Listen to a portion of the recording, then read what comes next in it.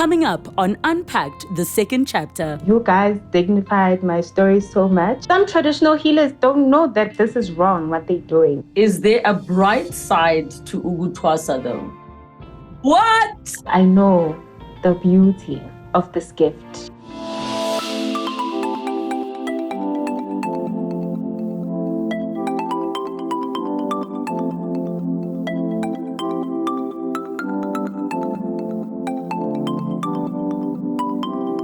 The dark side of Ugutwasa. This episode was a very, very powerful episode with many responding with a lot of empathy, but some asking a few questions. We have brought Yolanda back. Take a look.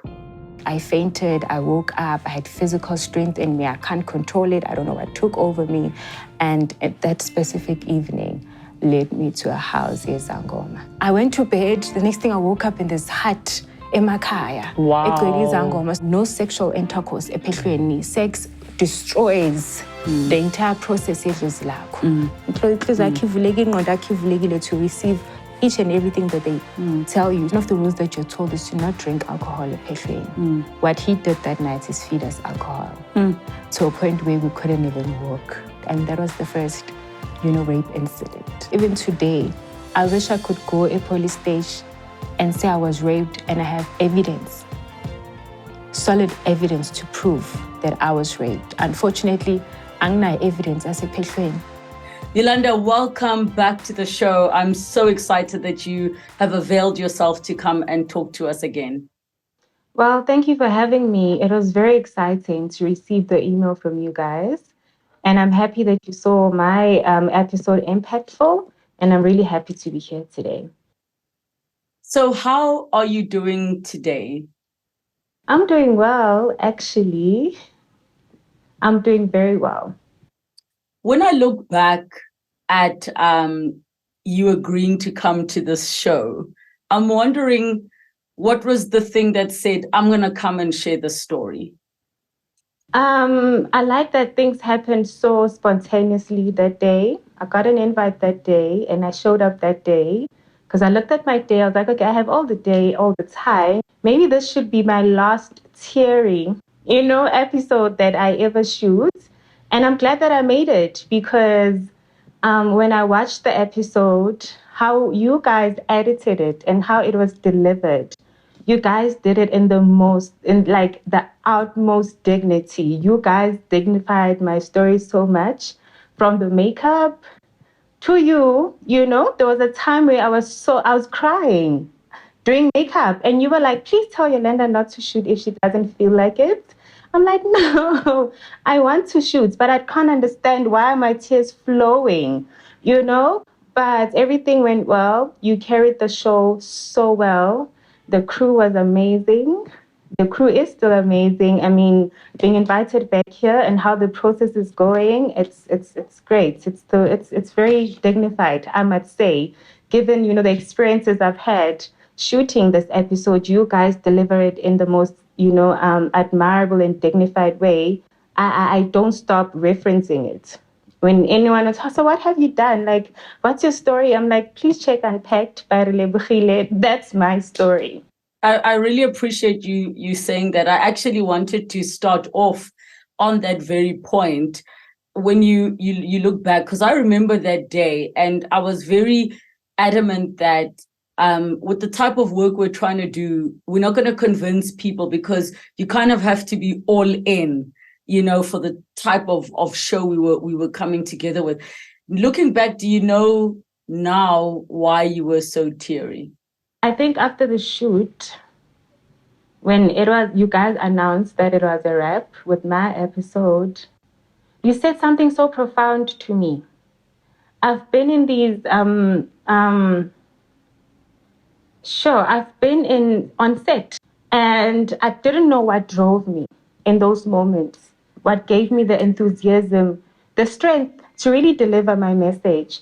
And you have said to me something profound and you said to me, your granny is here and she loves you. You have made me realize that actually I've had their presence from the beginning. And it was very special to me because I thought I'm in this as a human who has a story, but I have this support, the spiritual ancestral support that is very aware of the work that I'm doing, and they are present with me every set I go. And yeah, that made me realize a lot. It's so weird you're mentioning that, because I actually completely forgot that moment happened. And it's not often that I experience my own spiritual gifts on that level. I'm slowly starting to understand them through the work that I'm doing, with this platform, with this show.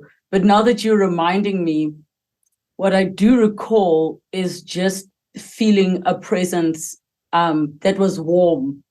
And to me, I understood that to be a grandmother. I think I remember asking you, is your grandmother still around? And you saying no. And I was like, she's here with us.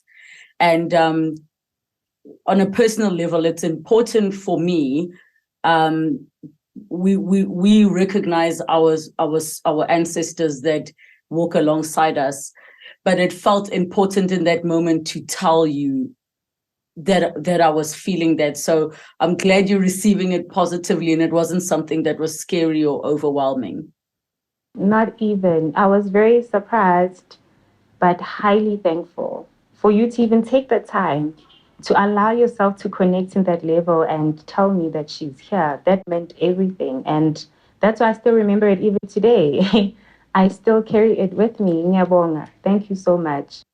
Thank you. Thank you for, still trusting us and continuing. I know it was a difficult moment, and we were shooting in my house at the time.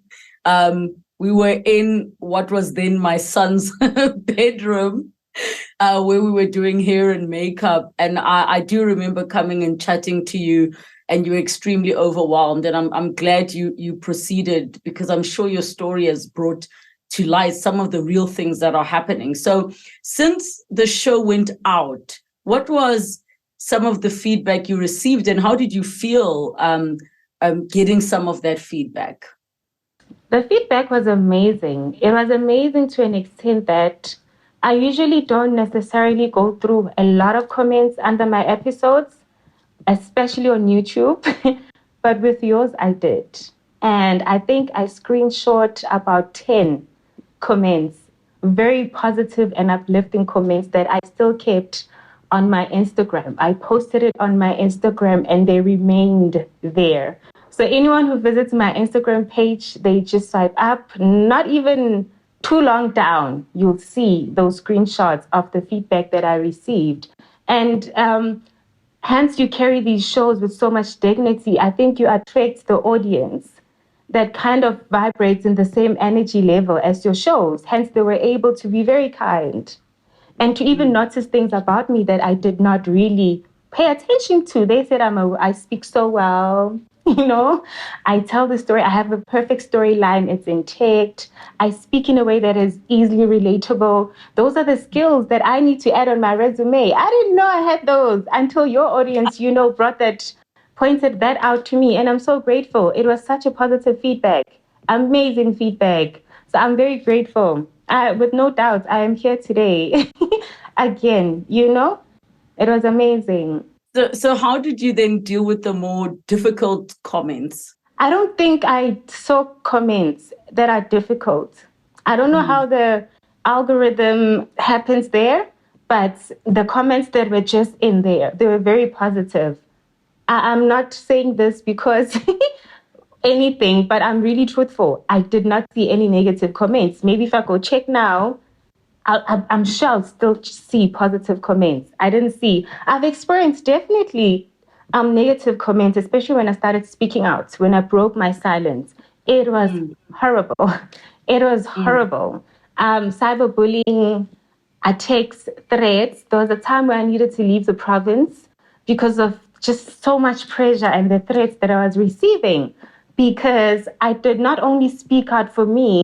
Shortly after I broke the silence, I invited other youth in traditional healing to also speak out in different media platforms, not realizing that is me actually stepping into someone's territory.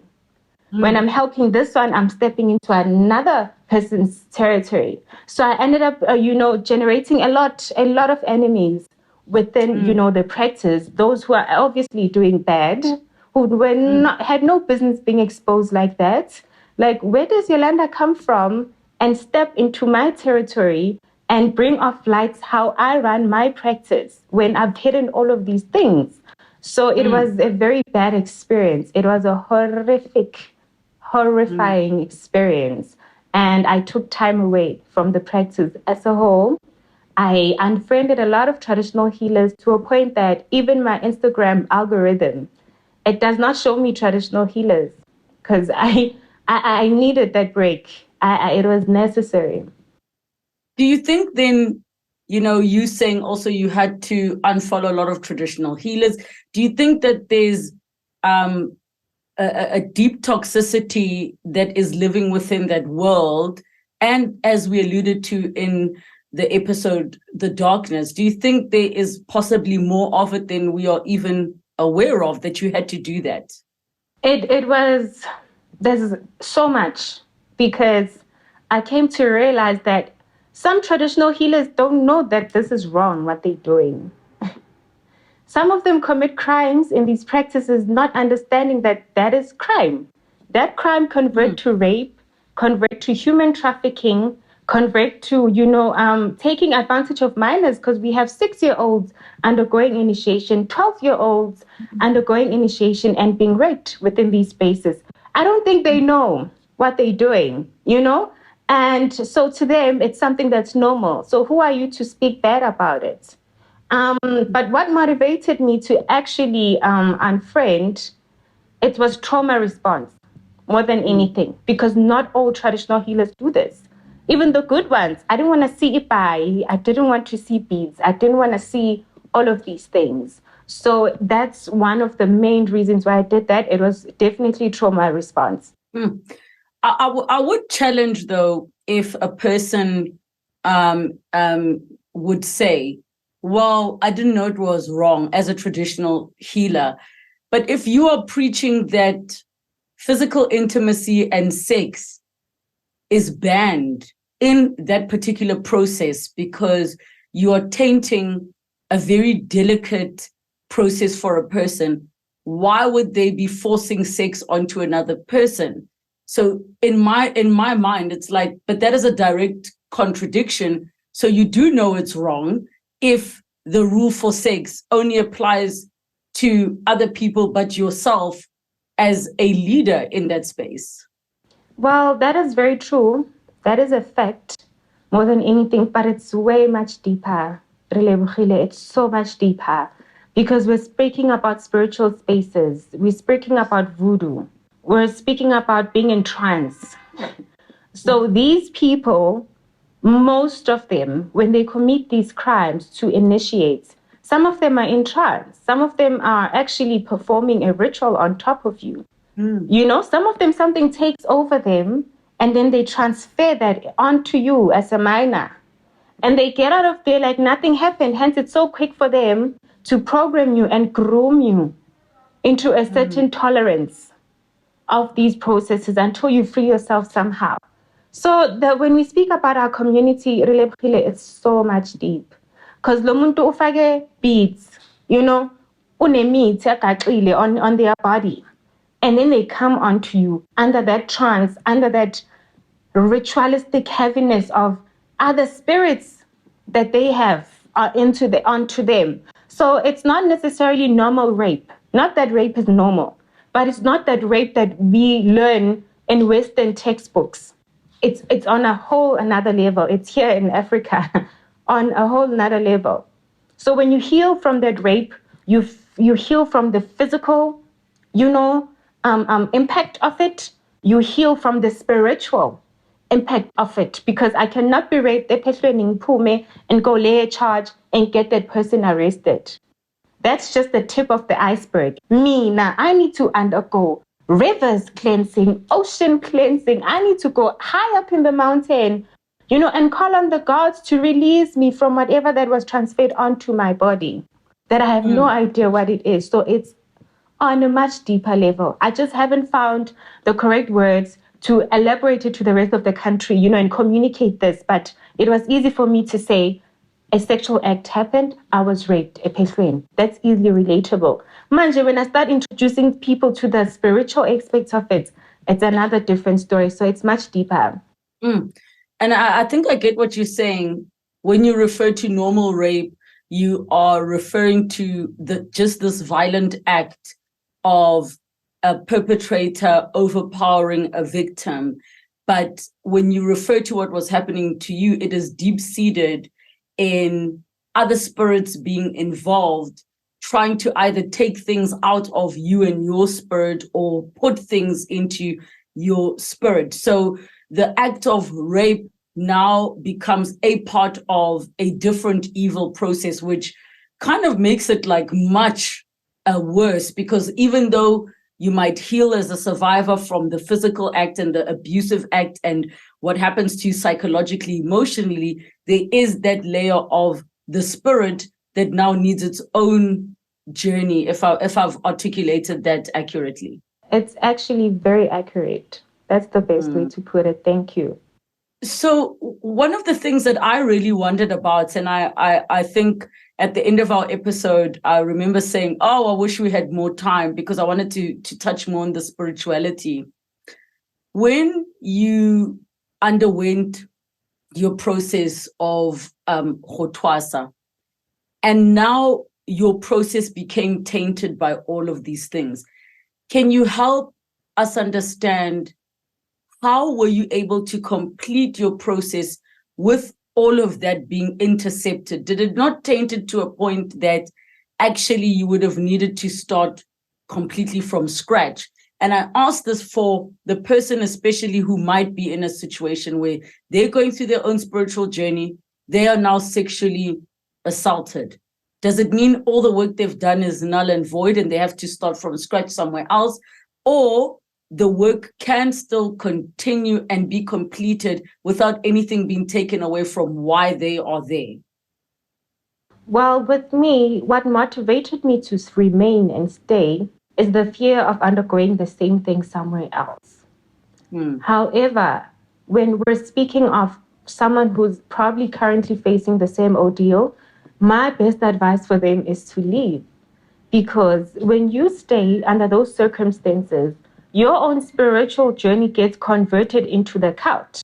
So when you undergo the graduation at the end, you're graduating into the cult. You understand? Because the grooming happens during the initiation process, preparing you, and then mabakuthwasisa at the end, uthwasa le mithi yabo of whatever they're achieving with you. So you won't necessarily see how it converts into, now this is not idlozi lami elingiphathayo. Mangita, mangmemeza, this is not my ancestor, it's something else in me. Spirit is spirit, whether it's dark or light, it performs the same way in your body. It takes the senses, the same senses in your body. Maybe the outrage will help you determine if this is a bad spirit or not. So you won't know the difference. You'll sweat as if you are in ancestral trance. You get what I mean? So staying there is graduating into their cult. Leaving, it gives you a chance to go back home. The best advice I can give them is that maybe Puma, when they leave, they need to go back ekhaya. Not in Soweto, Makhono Makhaya and KZN, Eastern Cape, Venda. Please go home, home. So get the cleansing at home. Get Inyanga who give you self-remembrance. It's self-remembrance, where you now understand who are my ancestors, what journeys do they took, so that when you continue with your journey, you continue andisibongo sakho sangempela. I know families today, others are there, there's a lot that happens in families that actually, takes away the essence of us being home, where now we're not in talking terms with that cousin. I can't go to the aunt's house. But during that process, families need to keep their egos aside. Ingane ifike ekhaya egcekeni lasekhaya, get the actual ritual eyasekhaya isibongo sakho, and then undergo a journey under the ancestors that you actually know. Because if you're going to come from that initiation school, jump onto other initiation school, chances are that Gobela will just cleanse you up, and you continue.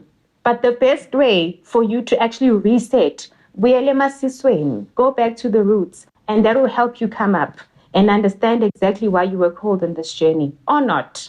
Because in most cases, You were not meant to be there like that, you know? No, I think that makes complete sense. It's almost like you have to reset and go back to that clean slate to begin the journey again. So what then would you share with people who are afraid to respond to their calling, or the parents that need to support their children, because there is this dark side where you are handing over the care of your child or your loved one to strangers that it is such a thin, or I nearly said thin line, it's such a gray area between being able to pick up evil and the good. Mm-hmm. Well, my best advice would be, I'm not giving an advice as an expert, but to whoever it resonates with. The best advice would be, I know that social media gives us a lot of information and gives us access to a lot of information.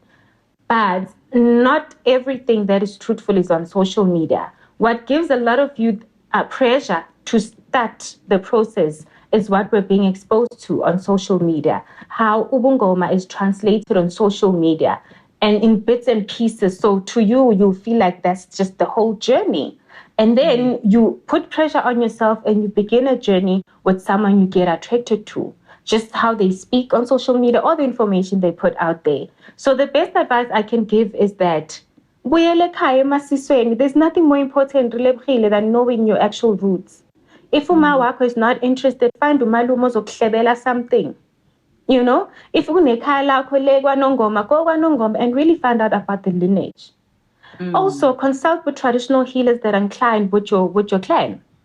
We have Samazula Manguni, there's Konamako Sekeze, and they can do that for you. Konamalobo, which are Sipedi and Zana people, if you are, your DNA resonates with that, Hambo Sholarab, where it's closer to your lineage, because those people have knowledge of all the clans under Botswana. You get what I mean? All the clans under Maguni. Mauturatebo Dinguk Twasuzo Vulela, Aglashela Matambe Bonis, which okay, or Ratebo Bahambin Yeleanje. When Uratebo of this generation, there's so much beauty in having your whole ancestral lineage revealed to you closer to home. No, technology made it easy. I also appreciate getting, bookings for consultations online. Definitely beautiful. I love that. But, however, the best advice, let's get in touch with the earth. Let's go back home and find what resonates with us. And then have the second and third, reading. Don't take first reading as the actual truth. Go for the second reading. Go to a medium next time. Hambe Sangomen next time. Go to a tarot reader, psychic next time. Gather all this information that they pick up on you and begin your story. And I think, the way that you're explaining it makes sense. And now I'm wondering, over the past year and a bit, maybe 2 years, what has changed or what has evolved in you spiritually? So much. So after the show, I was able to host a gender-based violence training with the healers of Soweto for 2 days. So I got in touch with the social development of the Department of Social Development, and they put me in contact with an organization that trains gender-based violence. So I was able to host traditional healers for 2 days so they can understand what is gender-based violence and the impact that it has in our practice. And when I was on your show, I didn't know I was 2 weeks pregnant. I did not know. What? I remember it was just a few days after my birthday, and I was pregnant. So when I hosted the training, I was 2 months to 3 months pregnant. And after that, I was like, okay, I'm done. I just want to focus on my pregnancy. And I gave birth to a beautiful, beautiful girl. Congratulations. I'm like, my goodness, congratulations. And how has parenthood contributed to your spiritual journey and growth? It contributed so much. I'm so excited speaking about this because it reminded me the essence of just calm. Because when I was doing gender-based violence, I was always on a high, always on a roll, always up to something with someone somewhere, And I forgot me. I gave so many pieces of me to a lot of people, to the cause, to the movement. And she just brought me back, and just calmed me. And she was such a gift because we expected her.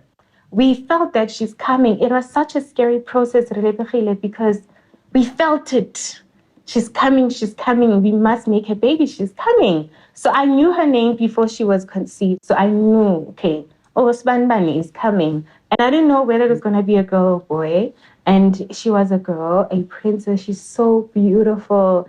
And she has taught me a lot. And helped me really put so much work on me because my energy reflects on her. She's an extra soul gift, She's so spiritual attached to me that she's like a part of me. Even now, she's a toddler.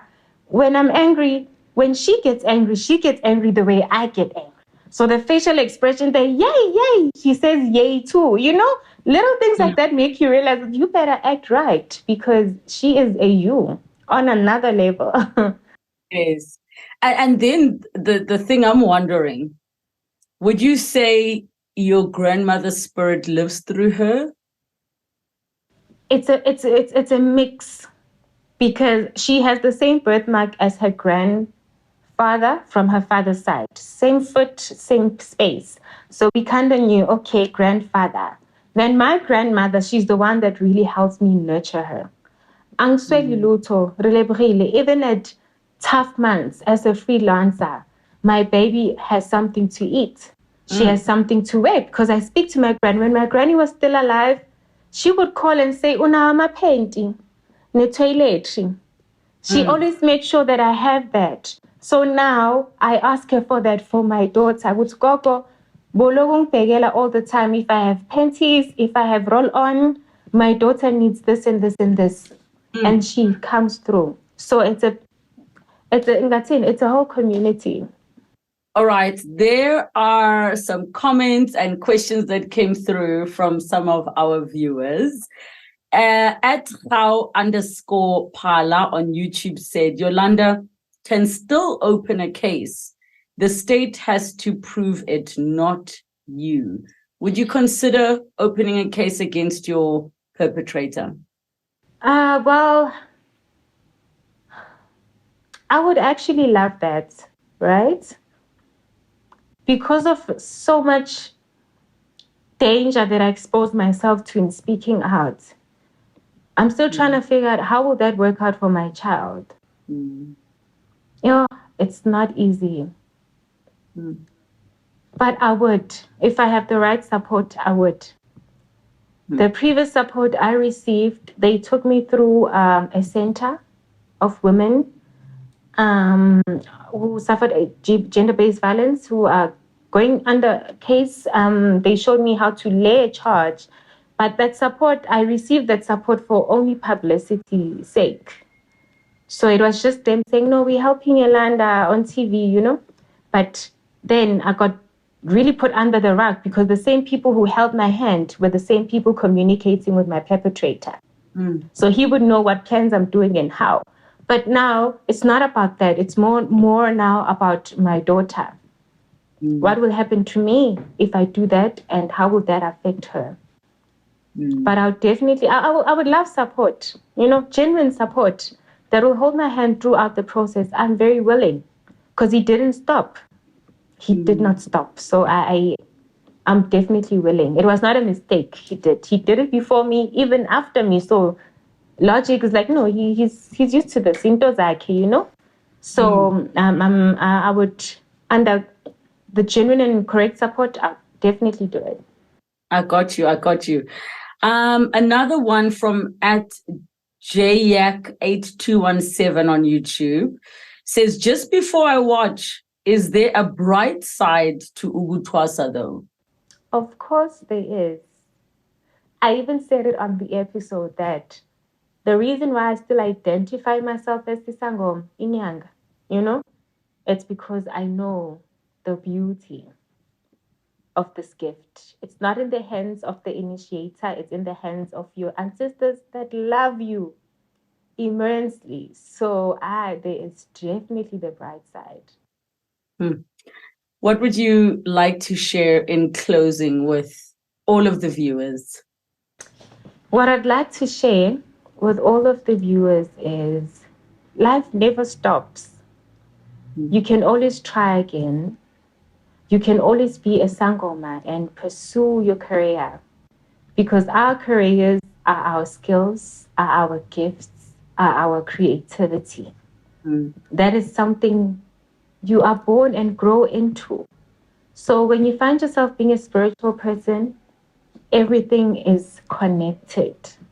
I'm in the digital marketing space, but it's so not different from communicating.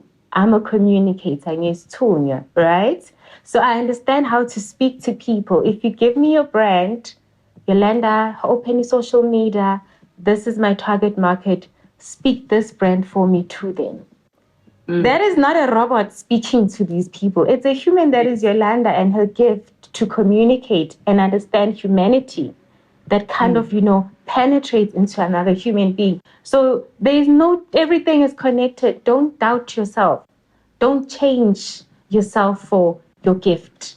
Your ancestors love you. So everything you do, they guide you under love. So abaktati bagenzenye into ongasiyona, they actually amplify who you really are and already are. Oh, Yolanda, thank you so much for coming through and sharing your vulnerability with us, sharing your story with us, how far you've come. I'm so happy that the feedback has been great. I'm so happy I've been being able to make an impact. Congratulations again on motherhood. And I wish you, the absolute best on your journey. And I do believe that there will be people who will be able to show up for you in the capacity you need for you to go back and open a case so that justice is served. Thank you. Thank you for having me. There are many Yolandas who are out there. Not all of them have platforms to come and tell their stories, not just once, but a second time too. And if you too feel like you are a Yolanda, I encourage you to speak out. To speak out, because the conversations do need to continue. Put your comments down below and we will put up details where you can also get additional support if you are finding yourself in a situation where you are a victim of any kind of abuse. Thank you so much for joining us.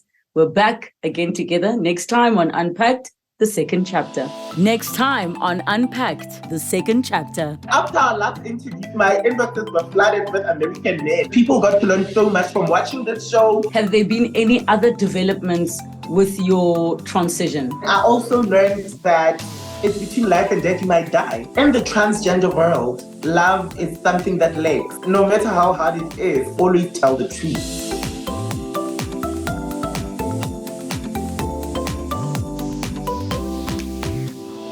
Is there anybody that you would love to see on the second chapter? Maybe there's a question that you think I should have asked, or something that was burning after you watched and you wished you could have the guest back.